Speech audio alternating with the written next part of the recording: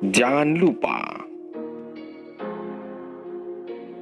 berdoa dan gunakan handshake. Selamat belajar, semoga sukses. Perencanaan produksi massal.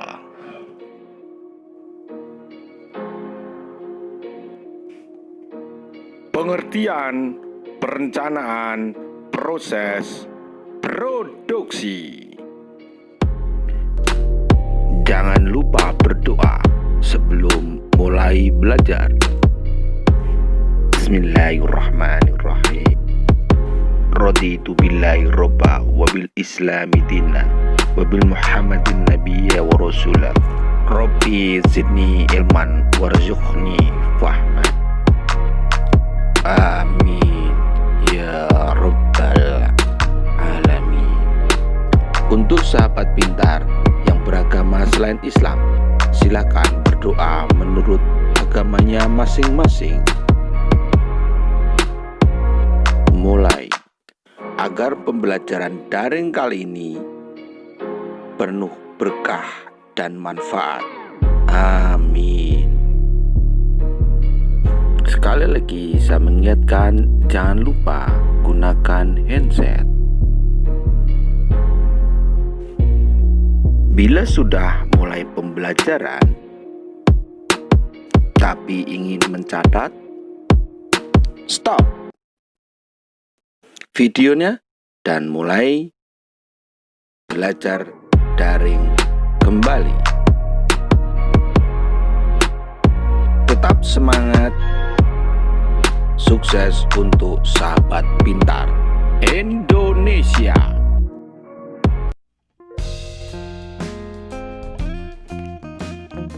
Perencanaan proses produksi adalah perencanaan tentang produk, apa dan berapa jumlahnya masing-masing yang segera diproduksikan pada periode yang akan datang.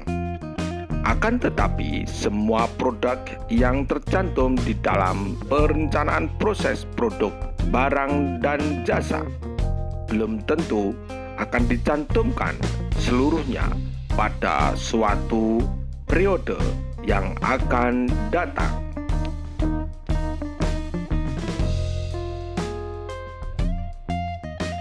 Adapun perbedaan antara perencanaan proses produk dan perencanaan proses produksi adalah bahwa pada perencanaan proses produk akan banyak menyangkut aspek-aspek teknis, sedangkan pada perencanaan proses produksi akan lebih banyak menyangkut aspek-aspek ekonomis. Pada perencanaan proses produksi dititik beratkan kepada produk apa, produk yang bagaimana, dan berapa jumlah produk yang akan diproduksi.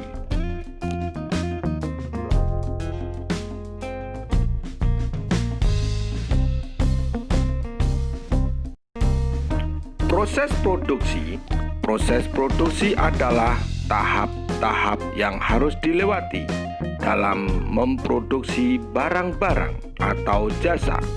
Ada proses produksi yang membutuhkan waktu lama, misalnya dalam pembuatan gedung pencakar langit, pembuatan pesawat terbang, dan pembuatan kapal, dan lain-lain. Dalam proses produksi membutuhkan waktu yang berbeda-beda. Ada yang sebentar, misalnya pembuatan kain, pembuatan televisi, dan lain-lain. Tetapi ada juga proses produksi yang dapat dinikmati langsung hasilnya oleh konsumen, misalnya pentas hiburan, salon, untuk mempercantik diri, dan lain. Berdasarkan cara proses produksi dapat digolongkan dalam 4 macam sebagai berikut. 1. Proses produksi dalam jangka pendek adalah proses produksi yang dilakukan dalam jangka yang pendek atau cepat atau langsung dalam menghasilkan barang atau jasa yang dapat dinikmati konsumen secara langsung juga. Misalnya, proses produksi makanan seperti bakso, tahu crispy, singkong rebus, singkong keju, dan lain-lain. 2. Proses produksi dalam jangka panjang adalah proses produksi yang memakan waktu lama. Misalnya, proses produksi berkebun, menanam buah-buahan, membangun rumah, dan lain-lain.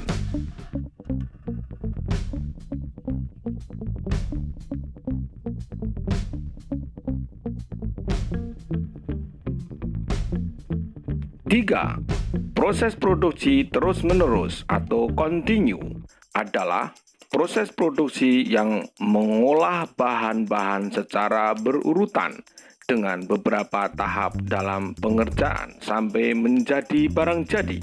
Jadi, bahan tersebut melewati tahap-tahap dari proses mesin secara terus-menerus untuk menjadi suatu barang jadi.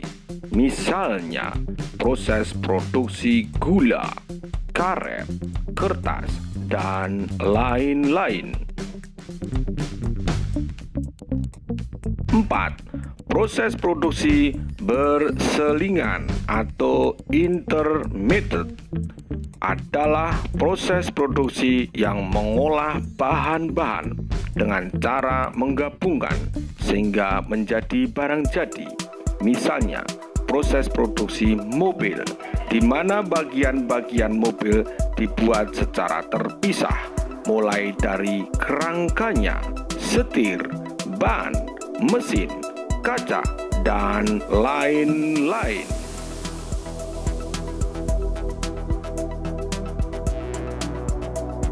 Tujuan produksi adalah 1. Menghasilkan barang atau jasa. 2. Meningkatkan nilai guna barang atau jasa. 3. Meningkatkan kemakmuran masyarakat. 4. Meningkatkan keuntungan. 5. Meningkatkan lapangan usaha menjadi kesinambungan usaha perusahaan.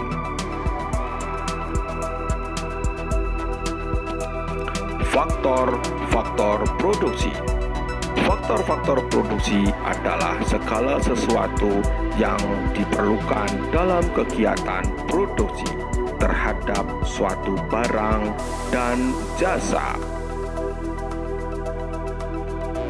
Faktor produksi terdiri dari A. Faktor produksi alam, natural resources, yaitu semua kekayaan yang ada di alam semesta yang digunakan dalam proses produksi. Faktor produksi alam disebut faktor produksi utama atau asli. Faktor produksi alam terdiri dari tanah, air, udara, sinar matahari, dan barang tambang. B.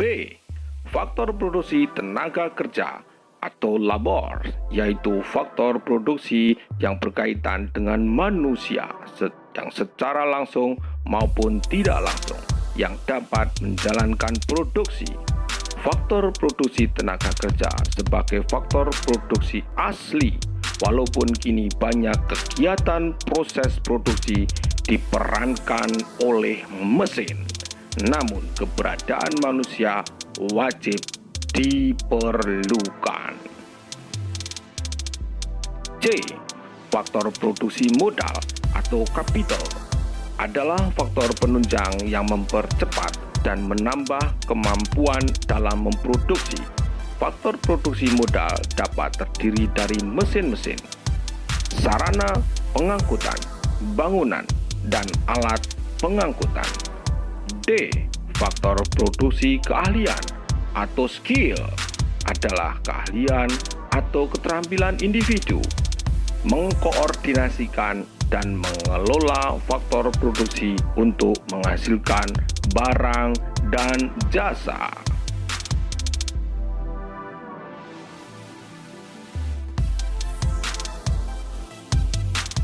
Selamat belajar daring untuk sahabat pintar semua.